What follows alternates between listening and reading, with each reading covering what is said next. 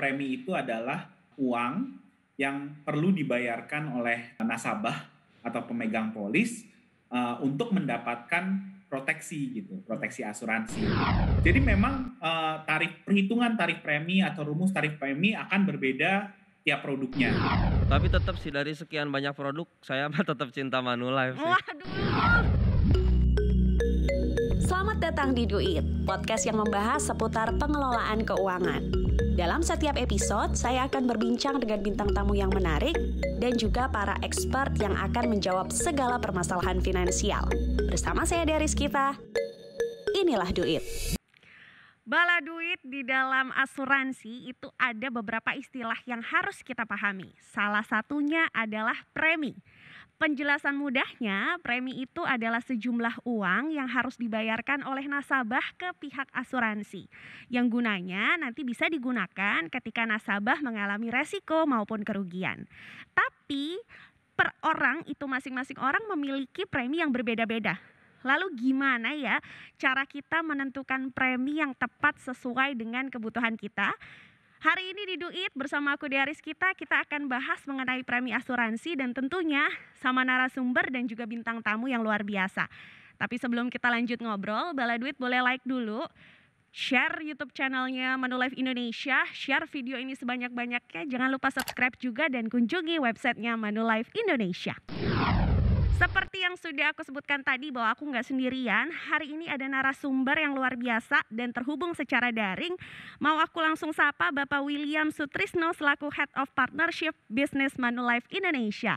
Selamat datang Pak William, apa kabar? Hai Dea, baik.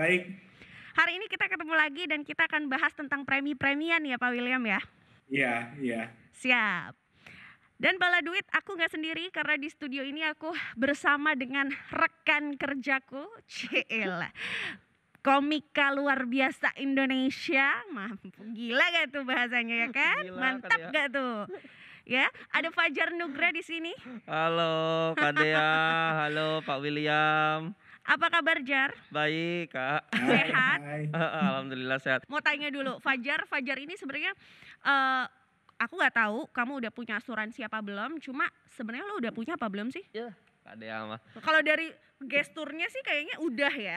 Jangan salah Kak Dea, nama aku kan Fajar nih ya. Iya. Di Fajar itu ada huruf A-nya. Kamu tahu A-nya apa? Asuransi. Bener. Betul. Berarti udah punya dong? Enggak, A-nya kan ada 2 tuh. Asuransi, bener. Yang satu lagi awam, jadi saya belum punya.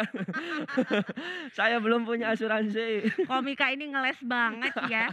Belum punya asuransi. Kenapa Fajar nggak punya asuransi kesehatan? Atau belum punya deh, bukan nggak punya? Karena ini sih Kak Dea, sebenarnya karena pengetahuan aku seputar asuransi itu belum paham, sehingga aku belum ada kemauan buat bikin asuransi atau punya asuransi gitu sih. Oke, karena Fajar ini belum punya pemahaman mengenai asuransi. Betul. Jadi maju mundur mau bikin asuransi. Betul sekali. Fajar pasti tahu dong ya, ada beberapa teman-teman yang mungkin punya asuransi, temannya Fajar, pasti setiap bulan dia membayar asuransi. Ya. Nah itulah yang disebut premi Jar. Oke. Jadi hari ini kita mau bahas gimana sih nasabah atau pemegang polis asuransi itu bayar premi. Karena setiap orang tuh beda-beda ternyata. Preminya? Oke, siap. Jadi bisa jadi nih kita satu meja, kita satu circle, satu pergaulan, tapi bisa jadi premi kita berbeda. Oke, ya. Hari ini kita akan bahas barengan Pak William. Aku mau langsung tanya aja nih Pak. Soal premi tadi kan aku sudah sempat singgung-singgung sedikit ke Fajar dan ke Bala Duit semua gitu.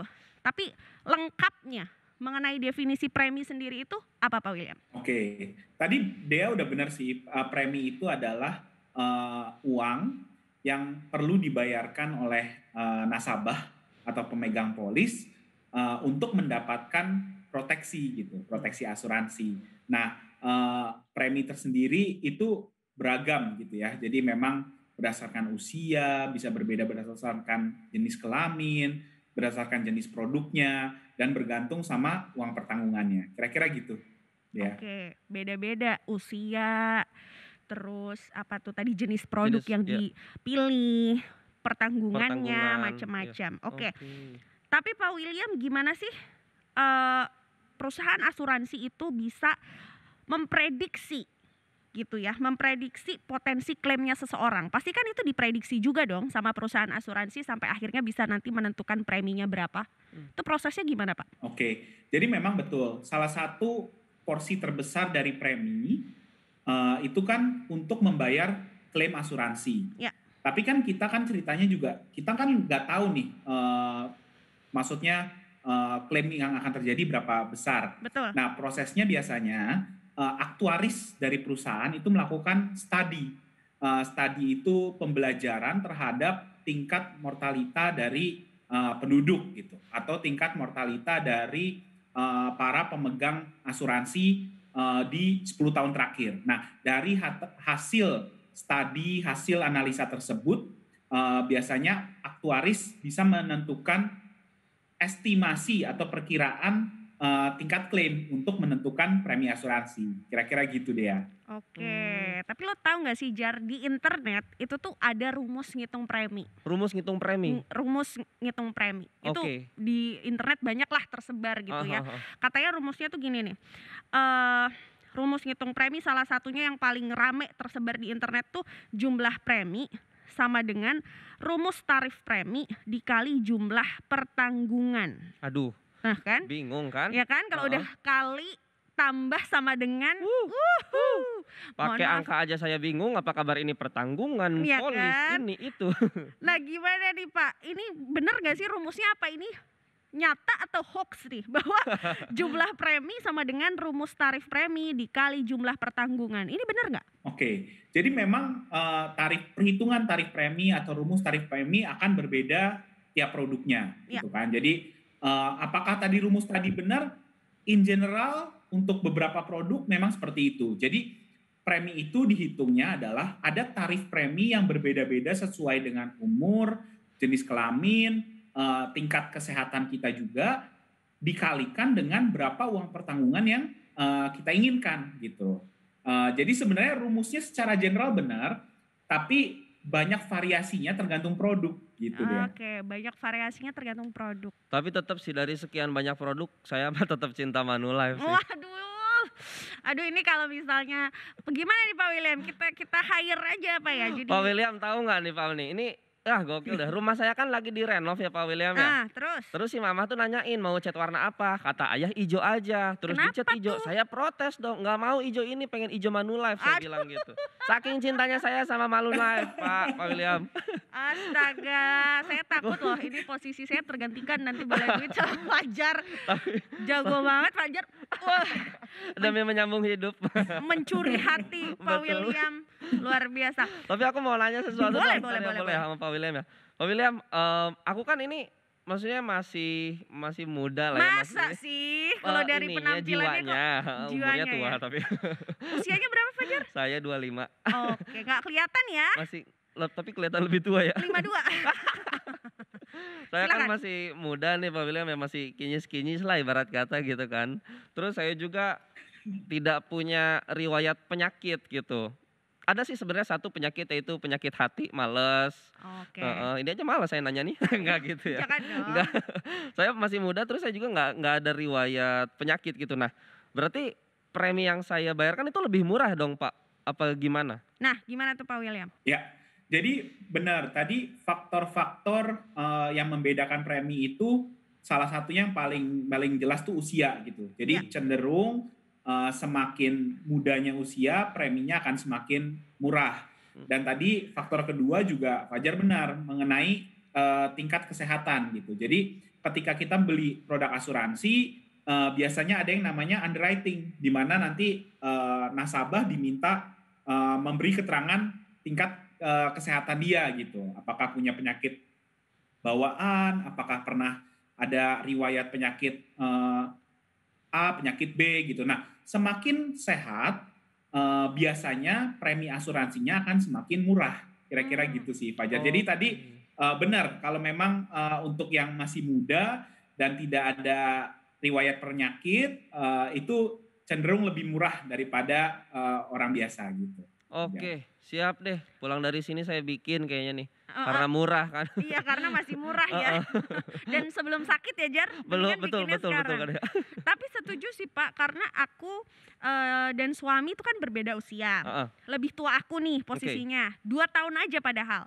Tetapi jumlah premi yang dibayarkan tuh beda antara aku dan suamiku. Oke. Jadi, ternyata benar kata Pak William tadi nih, bala duit usia itu juga mempengaruhi. Selain ada faktor background penyakit yang pernah dialami dan lain-lain, tapi usia tuh mempengaruhi. Jadi mendingan bala duit yang masih muda nih, seusia Fajar, yang masih kinyis-kinyis kata Fajar, mendingan udah mulai langsung melek deh untuk bikin asuransi. Karena masih murah preminya. Betul, mobil aja diasuransiin kan Kak Dea ya? Iya, mobil aja diasuransiin nih Pak, kalau Fajar, tapi dirinya tuh enggak. Gimana tuh? Karena memang saya lebih murah daripada mobil Pak William kayaknya. Enggak dong, coy, enggak gitu. Enggak gitu. Kan itu mobil dibeli, Anda yang beli, ya kan? Yang jadi pertanyaan Pak Wil, kok bisa sih premi asuransi itu tuh bisa dikatakan murah atau affordable lah? Kok bisa gitu loh. Nanti orang bisa gak percaya, gue bayar cuma segini sebulan padahal uang pertanggungannya bisa dikatakan besar gitu loh. Kok bisa Pak? Ya, benar. Itu justru fungsi dari asuransi. Konsep asuransi itu kan adalah kita menyisihkan uang kalau terjadi resiko yang memang kemungkinannya kecil, tapi kalau terjadi kita mendapatkan uang pertanggungan yang biasanya jauh lebih besar daripada preminya gitu. Dan tadi Dea kenapa preminya juga murah itu karena memang umurnya masih muda dan belum ada penyakit bawaan gitu kan. Nah, jangan ada dong Pak. Jadi memang secepatnya ketika kita masih muda, masih berpenghasilan, itu harus punya produk asuransi, kalau enggak nanti makin mahal preminya gitu. Oke. Gitu Jar. Tapi balik lagi ya sama konsep asuransi. Aku kan emang beneran awam banget nih Kak Dea soal asuransi ini. Aku istilah premi aja baru tahu dari Kak Dea tadi ngomong gitu kan. Konsep asuransi itu gini kan sebenarnya kan. Kita ini nggak tahu nih di depan akan ada apa gitu kan, penyakit apa. Nah, kita ini setiap bulannya bayar asuransi buat jaga-jaga di depannya ada apa kan. Nah, kalau ada apa-apa. Kalau ada apa-apa. Kalau misalkan nggak ada apa-apa kan kita tetap bayar juga tuh. Tapi misalkan nih seumpamanya dalam 1 tahun kita udah baru bayar 2 bulan. Ternyata di bulan ketiga kita ada apa-apa gitu kan. Itu dipinjemin dulu kan uangnya sama tim asuransi. Apa gimana sih? Nah tuh Pak. Aku bingung Pak William. Pak William nih, ini adalah awam ya. Fajar awam banget sama asuransi. Aku pengen gitu menjelaskan, tapi takut salah. Mending Bapak aja deh. Silakan Pak William. Oke, jadi konsepnya benar. Jadi asuransi itu kan untuk melindungi terhadap resiko di masa depan, gitu kan. Resikonya tuh memang beragam. Ada pertanggungan jiwa, artinya resiko terhadap seseorang itu meninggal, sehingga keluar uang pertanggungan untuk orang-orang yang ditinggalkan. Ada juga proteksi kesehatan. Proteksi kesehatan di mana kalau kita beli produk asuransi ini, kalau kita masuk rumah sakit, itu dibayarin atau kita bisa reimburse gitu, atau bahkan zaman sekarang tinggal gesek kartunya bisa keluar langsung gitu kan. Nah, jadi memang tergantung fungsinya. Tapi konsepnya benar, membayar premi yang cenderung kecil, tapi kalau ada apa-apa dapat uang pertanggungan yang cenderung besar. Nah, kenapa bisa seperti itu gitu kan? Karena memang konsep asuransi kita kan terima dari banyak orang gitu, perkumpulan resiko-resiko ini, di mana nanti ada yang tidak beruntung, misalnya meninggal, dia butuh, nah keluarlah uang pertanggungan, jadi premi-premi ini dibayarkan kepada orang yang butuh tersebut gitu. Tapi benar konsepnya ketika meninggal bukan cuma dipinjamkan, tapi uang pertanggungan ini buat dikasih orang yang punya proteksi asuransi tersebut. Ya. Konsepnya bener Jar. Tapi bukan dipinjemin, dibayarin. Bahkan dikasih. Iya, asalkan bayar premi terus. Iya. Kalau bayar premi terus, polisnya aktif terus. Iya. Nah, rata-rata orang suka lupa bayar, skip bayar, berharap pas klaim tuh preminya masih aktif, polisnya ternyata enggak. Oke, penjelasannya luar biasa. Semoga Fajar dapat insight gitu ya. Ibarat kata kalau obrolan di Manulife itu kayak misal punya ban serep. Di mobil kan ada ban serep tuh. Ada. pasti kan kita nggak pernah berharap kita bannya bocor dong. Betul. Tapi kita selalu merasa tenang kalau misalnya di mobil ada ban serep. Betul. Nah itulah asuransi kesehatan atau produk-produk asuransi dari Manulife. Sifatnya kayak gitu, preventif. Oke, pokoknya resiko masa depan. Yes. Kalau masa lalu tinggalin aja. Masa lalu tinggalin aja. Mantan mah udah lah, biarin lah. Udah biarin aja. Gokil. Masa depan yang harus kita song-song. Nah, sadis. Oke, tapi mungkin gak sih Pak Will kalau misalnya kita itu dapat diskon premi. Nah ini kan ibu-ibu ya. Iya. Ada gak sih kalau kita dapat potongan tuh memungkinkan gak sih atau diskon? Spesial Valentine gitu ya. Cashback gitu. Potongan premi, spesial Valentine, Mungkin spesial nggak, hari sampah Will? kayak gitu-gitu. Jadi sebenarnya gini, pertama-tama premi asuransi itu sebenarnya sudah diperhitungkan dan dilaporkan ke regulator. Jadi bukan kita asal hitung terus yaudah jual dengan harga segini, enggak. Semua premi asuransi itu dilaporkan ke regulator, bahkan perubahan premi juga harus dilaporkan gitu kan. Okay. Nah, jadi memang sudah melalui proses seperti itu. Walaupun memang terkadang perusahaan asuransi ketika misalnya produk launching baru, ada promo cashback, ada promo mendapatkan voucher, itu bisa aja gitu. Jadi itu disebutnya marketing promotion. Tapi sebenarnya konsepnya premi asuransi itu sudah melalui perhitungan yang matang, ya, udah melalui perhitungan dan berdasarkan data-data dan dilaporkan ke OJK gitu. Jadi dan perubahan premi asuransi ini harus melalui persetujuan OJK juga. Jadi aman, uang yang kita sisihkan itu tuh sebenarnya sudah direstui sama otoritas jasa keuangan. Betul. Jadi nggak usah khawatir uangnya dikemanain atau dibawa lari kemana. Kadang kan orang kenapa maju mundur untuk punya asuransi, salah satunya tuh banyak banget pertanyaan yang ada di otak gitu ya. Iya, benar. Semoga Kak. Fajar tercerahkan ya. Amin. Sama Manulife saya pasti sih tercerahkan sih. Oh gitu ya. Nanti kalau misalkan nih saya lagi main handphone terus ada nomor nggak dikenal, saya telepon, "Ma, mau nawarin asuransi nih." Saya tanya, "Manulife bukan?" Kalau bukan saya nggak mau nih. Aduh. Mantap, masuk lah ya Pak William. Aduh, ini bukan hanya Pak William yang senang, tapi Pak Jeffrey, Pak Sentot, semuanya senang ini.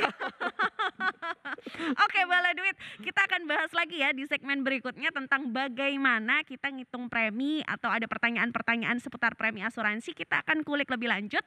Tapi sebelumnya Bala Duit boleh dong like dulu video ini, komen, share video ini sebanyak-banyaknya, dan jangan lupa untuk subscribe YouTube channel Manulife Indonesia. Jangan lupa mampir juga ya ke websitenya Manulife Indonesia. Jaga-jaga aja selagi masih muda, kata Pak William tadi ya, selagi masih seumuran Fajar nih, untuk teman-teman milenial gitu kan, coba melek asuransi. Dipersembahkan oleh